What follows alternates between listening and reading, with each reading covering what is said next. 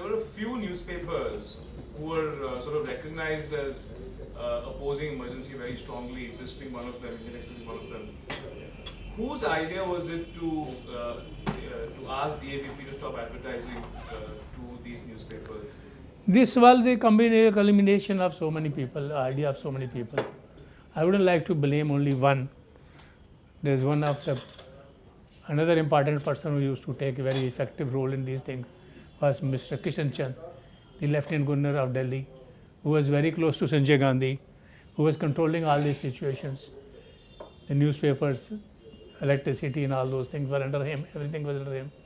So he was there. What actually transpired between whom and all that, I do not have the details, but I do know that Mr. Kishan Chand and Mr. Naveen Chamula, to whom Mr. Kishan Chand owed his job, they were also very close. Then another person who was very close in all these issues was Mr. Bansi Lal.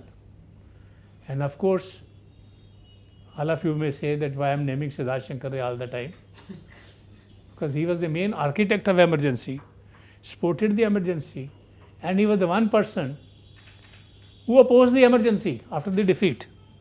On the 16th of March, he writes that he cannot think of India without you as Prime Minister. But after that, in the Shah Commission, he appears and opposes Mrs. Gandhi and puts every blame on her.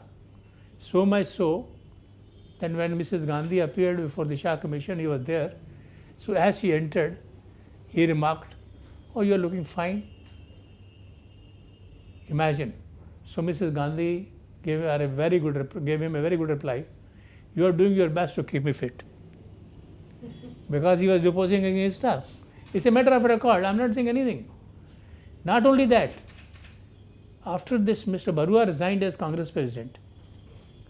And the question of selecting a president was Mrs. Gandhi's nominee. Election was taking place. Mrs. Gandhi's nominee was Brahmandar Reddy. Mr. Siddhartha Shankar Ray stood for the post of president of the election. On the 16th of March, he cannot think of without Mrs. Gandhi being Prime Minister. In the month of April, he poses her and stands as a for Congress presidency against her nominee. So this is the character.